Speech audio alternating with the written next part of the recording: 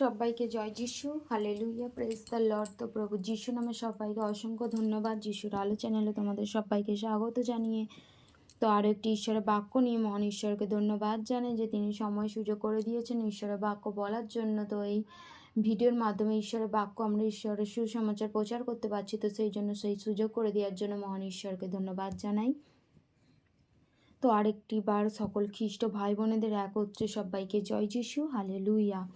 তো বাক্যে, ঈশ্বরের বাক্য বাইবেলের মধ্যে আমরা দেখি ঈশ্বর কোনো পাখির সাথে ঈশ্বরের বাক্যকে কি তুলনা করেননি।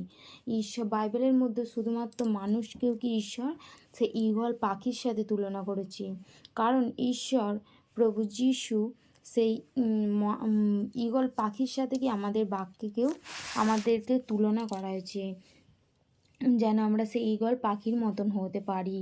তো মহান ঈশ্বরকে ধন্যবাদ জানাই। তো আমরা যদি ঈগল পাখি কি খুবই একটি শক্তিশালী পাখি, কারণ সব পাখির থেকেও কি সে ঈগল পাখি সর্বশক্তিশালী। তাকে আমরা খুবই কম দেখতে পাই, কিন্তু সে কি অন্য পাখির তুলনায় কম দেখতে পাওয়া যায়, কিন্তু সে প্রচুর শক্তিশালী। ঈগল পাখি জীবন্ত খাবার খেতে পছন্দ করে, যে মরা জিনিস খেতে কি ঈগল পাখি পছন্দ করে না। তার মানে ঈশ্বর আমাদেরকে সেই ঈগল পাখির মতো শক্তিশালী হতে বলছে। ঈগল পাখির মতন যেন আমরা চতুর হই, ঈগল পাখির মতন যেন আমরা চালাক হই। কারণ বলছি ঈগলের দৃষ্টি কি খুবই তীব্র, মানে ঈগল উপর থেকে যেটা দৃষ্টিপাত করে যে এই জিনিসটা আমার, তো সেই দৃষ্টিটাকে কি বজায় রেখে সে এগিয়ে আসে। ঈগল পাখি খুবই কি তার দৃষ্টি তীব্র, নিজের লক্ষ্যকে সে স্থির রাখে। তো আমরাও যেন আমাদের দৈনন্দিন জীবনে ঈশ্বরের বাক্য নিয়ে আমাদের লক্ষ্যকে কি আমরা স্থির করতে পারি। কারণ ঈগল যতক্ষণ না তার শিকারকে যতক্ষণ না সে নিজের করে নেয়, ততক্ষণ কি সেই ঈগল পাখি সে তার পেছনেই ছোটে। তো আমরাও যেন ঈশ্বরের বাক্য যতক্ষণ না আমরা সেই ফল না দিতে পারি, ততক্ষণ কি আমরা সেই ঈশ্বরের যেন কার্য যেন মতো যেন এগিয়ে যেতে পারি। তো ঈগল পাখি কি সবার থেকে মানে জোরে ছোটে। ঈশ্বরের বাক্য সেরকম আমাদের মধ্যে যদি থাকে, তো আমরাও কি সেই ঈশ্বরের বাক্য নিয়ে আমরা এগিয়ে চলতে পারি। তো ঈশ্বর মহান, ঈশ্বর সর্বশক্তিমান, যে সব কিছু করতে পারেন। তো সেই ঈশ্বরকে আমাদেরকে সৃষ্টি করেছেন, মহান ঈশ্বরকে ধন্যবাদ জানাই। তো আমরা জগতে যা কিছুই দেখি না কেন, কিন্তু সেগুলো কি সত্য না, কারণ ঈশ্বরের বাক্য বলছে যে তিনি পথ, তিনি সত্য, তিনি জীবন, তিনি ছাড়া কি কোনো কারো কাছে অনন্ত জীবন ঈশ্বরের কাছ ছাড়া পাওয়া যায় না। তো আমরা আমাদের বন্ধুর সাথেও কি আমাদের বলছে ঈগল পাখি কি কোনো পাখির সাথে একসাথে ওড়ে না। ঈগল পাখি দেরিতে, যে সকল পাখি দেরিতে ওড়ে তাদের সাথে কি ঈগল পাখি ওড়ে না।